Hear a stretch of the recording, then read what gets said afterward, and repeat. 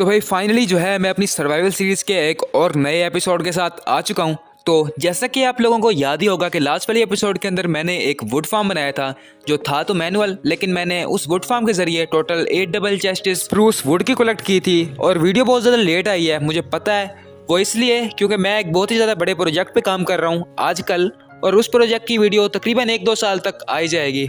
तो हाँ, ये कि अगर आप लोगों ने इस एसएमबी को ज्वाइन करना है तो आपको डिस्क्रिप्शन और कमेंट दोनों में डिस्कॉर्ड सर्वर का लिंक मिल जाएगा। उस सर्वर को ज्वाइन करके आप हमसे बात कर सकते हैं और बात करके आप इस एसएमबी को ज्वाइन कर सकते हैं। अगर आप मेरी सर्वाइवल सीरीज़ काफ़ी अच्छे से देख रहे हैं तो आपको पता ही होगा कि मैंने इसने यहाँ पर एक बहुत ही ज़्यादा बड़ा पाथ बनाया था जो कि पीछे वाली साइड पर पीछे एक छोटे विलेज को टच करता था। तो इस पाथ को वो दूसरी साइड से ब्रिज के ज़रिए जोड़ना चाहता था, लेकिन मैंने उसे मना कर दिया था कि मैं ख़ुद बना दूंगा। लेकिन काफ़ी ज़्यादा अरसा गुजरने के बाद भी मैंने वो नहीं बनाया। तो आज मैंने सोचा कि क्यों ना सबसे पहले इस वीडियो के अंदर एक ब्रिज ही बना दिया जाए और उसकी बेस को इस ब्रिज के साथ कनेक्ट कर दिया जाए। सबसे पहले मैंने यहाँ पर स्लैब्स और ट्रैप डोर्स का यूज़ करके ब्रिज के ऊपर चढ़ने के लिए कुछ स्टेयर्स जैसा बनाया, स्टेयर्स नहीं बनाई। देन स्लैब्स का यूज़ करते हुए मैं दोनों साइड से इस ब्रिज को दूसरी साइड के साथ कनेक्ट करने लग गया। मैं इस ब्रिज को एक ब्रिज नहीं बनाने वाला था, मतलब इसमें 2 पाथवेज होने वाले थे, एक आने का एक जाने का। वैसे तो ये नाम का ही है, हमने तो किसी से भी आ जाना है और किसी से भी चले जाना है। स्लैब्स के साथ दोनों साइडों को कनेक्ट करने के बाद मैंने साइडों पर ट्रैप डोर लगाने थे, क्योंकि मैं ये देख के बना रहा हूँ और हाँ, मुझे खुद नहीं बनाना आता। और हाँ, ट्रैप डोर लगाने के बाद ये ब्रिज कुछ ऐसा लग रहा था। अब बारी है इस ब्रिज को थोड़ा बहुत लॉजिकल बनाने की, यानी कि इसके इर्द गिर्द पिलर्स लगाने की। तो वही लगा रहा हूँ मैं, देखना क्या है तुम लोगों ने। ओके, तो अब कुछ ऐसा लग रहा है, ये काफ़ी अच्छा लग रहा है। ये पहले ना सो लेना चाहिए।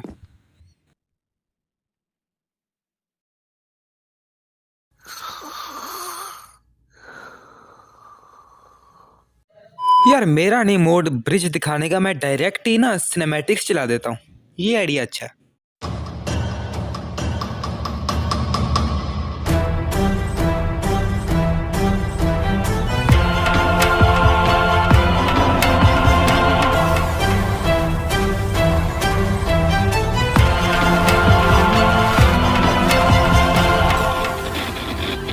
खत्म, बाय बाय, टाटा, गुड बाय, गया।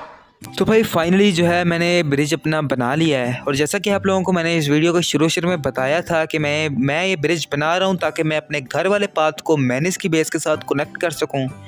और क्योंकि उसकी बेस की तरफ जाने के लिए कोई मेरे पास रास्ता नहीं है। और पहले जो उसने पाथ बनाया था, अभी मैं आप लोगों को दिखाता हूँ, वो जो पाथ नज़र आ रहा है, ये उसने पाथ बनाया था जो कि काफ़ी अच्छा लग रहा है और ब्यूटी भी काफ़ी अच्छी बना रहा है हमारी बेस की। जो भी है, काम शुरू करते हैं आगे का। बनने के बाद पाथ का फाइनल लुक कुछ ऐसा आ रहा है जो कि काफ़ी ज़्यादा अच्छा आ रहा है। अब बारी है मेन मुश्किल की, यानी कि इस पाथ को इस पूरे माउंटेन के या फिर पहाड़ के ऊपर लेके जाने की। और मैं ये स्लैब्स और डर्ट के साथ मतलब स्लैब्स लगाऊंगा, जो कि मैं पहले भी अपने पाथ्स के अंदर करता आ रहा हूँ इस तरह। तो ये काफ़ी ज़्यादा मुश्किल काम है। इसके लिए शायद मुझे इस पहाड़ के अंदर एक टनल बनानी पड़ेगी ताकि ये आराम से एक मखसूस डिज़ाइन के साथ ऊपर जा सके मेरा पाथ। और काफ़ी देर की मेहनत करने के बाद, जैसा कि मैंने आप लोगों को अभी कहा, मैंने एक इसके अंदर टनल बनाई है इस पहाड़ के अंदर, क्योंकि ये एक मखसूस डिज़ाइन के साथ नहीं जा रहा था। तो जैसा कि आप लोग देख रहे हैं, मैंने वहाँ खोदता रहा और यहाँ तक पहुँचा हूँ। अभी पूरी मैंने इसकी बेस तक नहीं पहुँचा, तो वही ना, काम अपना जारी रखते हैं। और हाँ, जैसे कि आप लोग देख रहे हैं, अंडर कंस्ट्रक्शन, यानी कि मैंने अब तक इसे मुकम्मल नहीं किया। मतलब इस पाथ को मैं ऊपर तो ले गया हूँ, लेकिन मैंने सीधे लफ्ज़ों में एक शेप दी है पाथ को कि मैं पाथ इस तरह बनाने वाला हूँ। अभी मैंने इस केव को भी काफ़ी ज़्यादा प्यारा बनाना है और इस पाथ में भी काफ़ी चेंजेस करने हैं ताकि ये थोड़ा अच्छा लगे। और ये मैंने इसकी बेस का पाथ है। और हाँ है, अगले दिन जब मैनेज आया तो मुझे इस बात का पता चला कि जहाँ पर मैंने पहले पाथ निकाला था वहाँ पर पाथ निकालना ही नहीं था। यानी कि मैनेज ने मुझे बताया कि वहाँ पर उसने अपना ऊपर की साइड पर अपना कुछ बनाना है, कुछ बिल्ड करना है, उसने अपना कोई घर वगैरह बनाना है, तो वहाँ पर मैं पाथ ना बनाऊँ, उसने मुझे कहा। तो मैंने कहा चलो मान लेते हैं उसकी। तो मैंने उस पाथ का रुख मोड़ दिया। और हाँ, थोड़ी बहुत मेरी हेल्प कर रहा है ये बिल्लू नामी शख्स। और हाँ, नीचे से देखने पर भी काफ़ी ज़्यादा प्यारा लग रहा था ये पाथ, कुछ नेचुरल तो लग ही रहा था और पहले से भी बेहतर लग रहा था। और ऊपर वाला पाथ मैंने इसने तोड़ दिया था मेरे कहने पे। पता नहीं क्यों, लेकिन मुझे लग रहा है कि आज मैं कुछ ज़्यादा ही पाथ कर रहा हूँ। एक मिनट, ये ड्रोल कर क्या रहा है? पागल तो नहीं बना रहा हमें? टाइटल में इसने क्या डाला हुआ है? थंबनेल में इसने क्या डाला हुआ है?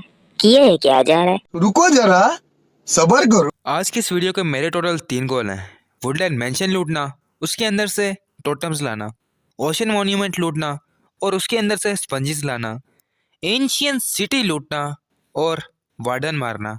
वुडलैंड मेंशन लूटना और उसके साथ ओशन मॉन्यूमेंट लूटना मेरे और बिल्लू के लिए बिल्कुल भी मुश्किल काम नहीं है, क्योंकि हमारे पास वर्ल्ड का सबसे पावरफुल आर्मर है, यानी कि इससे पावरफुल आर्मर हो ही नहीं सकता सर्वाइवल मोड में। बाकी बात रही वार्डन को मारने की, तो उसको मारने के लिए हमने कुछ ट्रैप्स बनाने हैं जिसमें वार्डन कम मरेगा और हम ज़्यादा मरेंगे। और हम कुछ पोशंस लाइक रीजनरेशन और हेल्थ के पोशंस ले जाएंगे और नाइट विजन के पोशंस भी ले जाएंगे अपने साथ, ताकि हमें केव्स में अच्छा व्यू भी मिले और हम वार्डन को भी आराम से मार दें बिना उससे मरे। पहला मरहला, घने जंगल की हवेली। इस मरहले को तय करने के लिए मुझे एक नक्शा निगार से तिजारत करना होगी। वो मुझे एक नक्शा देगा जो कि घने जंगल की हवेली का रास्ता बताएगा। फिर इस तरह मैं उस घने जंगल की हवेली में जाकर वहां मौजूद तमाम राक्षसों का सफाया कर सकूंगा। कार्टोग्राफर तो बिल्लू बना ही चुका था, अब बारी थी उस कार्टोग्राफर के साथ ट्रेड करने की। तो बेहतरीन ट्रेड जो कि कार्टोग्राफर करता है वो ग्लास की ट्रेड है। तो ग्लास के लिए सैंड चाहिए और सैंड के लिए सैंड चाहिए, तो मैं सैंड की तलाश में निकल गया। एक जगह पर काफ़ी ज़्यादा सैंड मिल गई तो मैंने वहाँ से सैंड ले ली। ग्लास पेन बनाकर मैंने कार्टोग्राफर से ट्रेड की और ओशन मॉन्यूमेंट और वुडलैंड मेंशन दोनों ही मैप मैंने निकलवा लिए। उसके बाद एमरल्ड्स जमा करके मैंने इस कार्टोग्राफर से ये दोनों ही मैप खरीद लिए। खाने का इंतजाम बिल्लू ने कर लिया था, इन्वेंट्री मैंने खाली कर ली थी, बेड मैंने अपने साथ ले लिया था ताकि मैं वहाँ जाकर अपना रिस्पॉन पॉइंट सेट कर सकूँ। सारी तैयारियाँ चूँकि हो ही चुकी थी तो अब बारी थी जाने की। तो वही ना, लेट्स गो।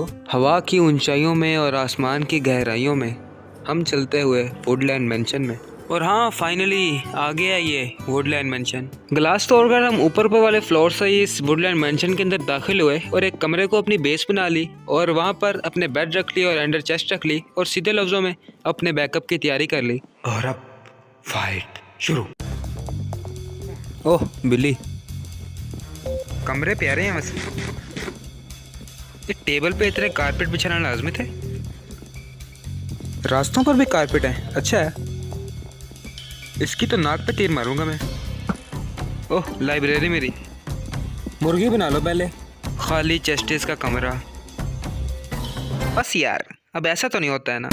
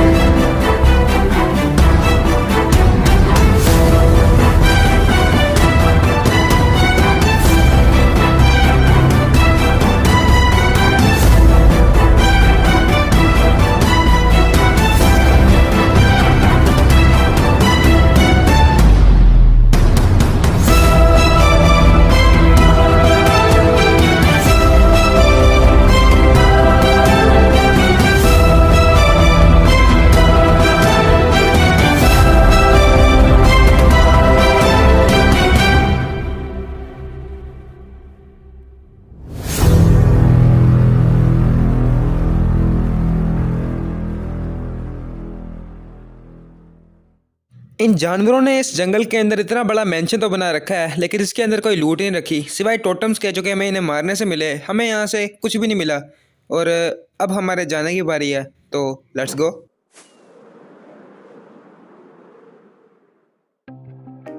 दूसरा मरहला, समंदरी यादगार। इस मरहला को तय करने के लिए मुझे एक नक्शा निगार से तिजारत करना होगी। पहले की तरह जो कि मैं कर चुका हूँ, वो मुझे एक नक्शा देगा जो कि समंदरी यादगार का रास्ता बताएगा। फिर मैं उस समंदरी यादगार में जाकर वहाँ मौजूद तमाम राक्षसों का खात्मा कर सकूँगा और वहाँ का हाकिम बन जाऊँगा। ये कहानी बहुत ही ज़्यादा छोटी सी और आसान सी है। मैं मैप का यूज़ करते हुए ओशन मॉन्यूमेंट में गया, फिर मैंने अपनी गेम बंद कर दी। गेम दोबारा ज्वाइन की तो ये जो बिल्लू नामी शख्स है, इसने सारे मॉब्स को मार दिया था, एंडर गार्डियन को भी मार दिया था। तो मैंने सिंपली जाकर गोल्ड वाला ये रूम ढूंढा, वहाँ से जाके गोल्ड लिया। देन काफ़ी ढूंढने पर, काफ़ी ज़्यादा देर तक ढूंढने पर मुझे स्पंजेस वाला रूम भी मिल गया। देन वहाँ से मैंने स्पंजेस ली, बल्कि मुझे एक नहीं दो रूम मिले। दूसरे रूम से भी मैंने स्पंजेस ली और फिर मैं घर की तरफ वापस निकल गया।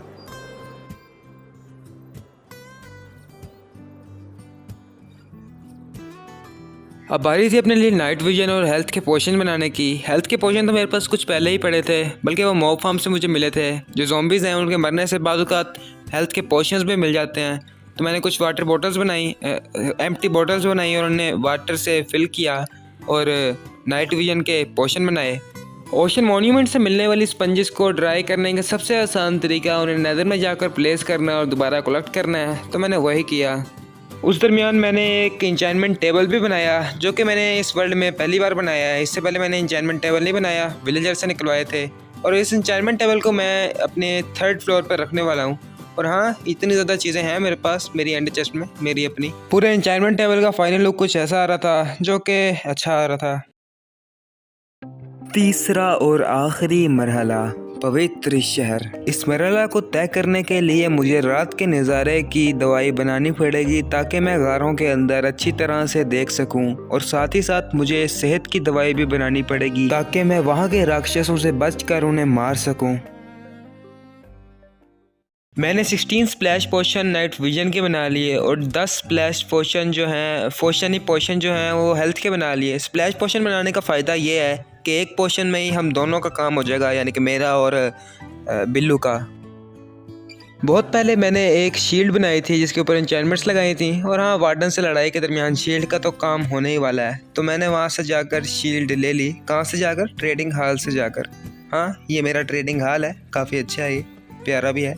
फाइनली सारी की सारी तैयारियां जो है हमने कर ली हैं इस वार्डन के साथ लड़ने की, और अब हम निकल रहे हैं एंशियंट सिटी की तरफ।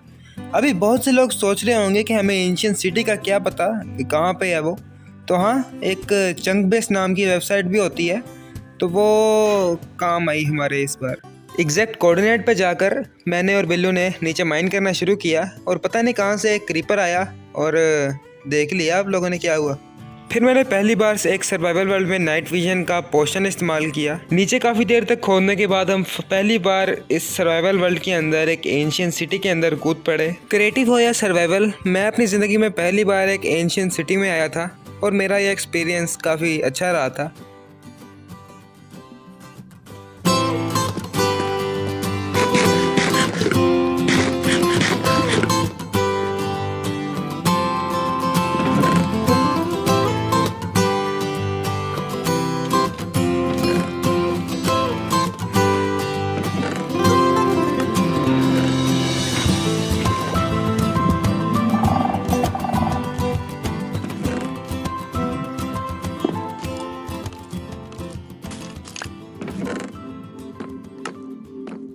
वार्डन तो पहले भी इस वर्ल्ड में स्पॉन हो चुका था, यानी कि इस एंशियंट सिटी में, लेकिन हमने इसके साथ लड़ने का फैसला नहीं किया था। लेकिन हमने इस बार पहली बार फैसला किया लड़ने का। वो अगर आप लोगों को दिखे तो सामने एक वार्डन है।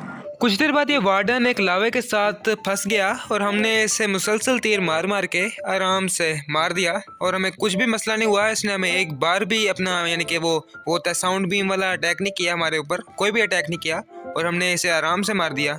इस तरह तो मज़ा आने नहीं वाला था, तो मैंने बिल्लू को कहा कि वो दोबारा वार्डन को स्पॉन करवाए, तो उसने स्पॉन करवाया। और अब हमने एक अंदर एक केव बना ली थी, कुछ ब्लॉक्स खोद के अंदर अपनी थोड़ी सी बेस बना ली थी, साथ अपने बेड भी रख दिए थे जिनके ऊपर रिस्पॉन पॉइंट सेट किया हुआ था। शुरू में तो ये वार्डन मुझे नहीं मार रहा था, सिर्फ और सिर्फ बिल्लू को मार रहा था, लेकिन बाद में इसने मुझे भी मारना शुरू कर दिया। लेकिन उससे पहले मैंने इसे इतना डैमेज दे दिया था कि 3-4 बार मरने के बाद ही मैंने इसे आराम से मार दिया।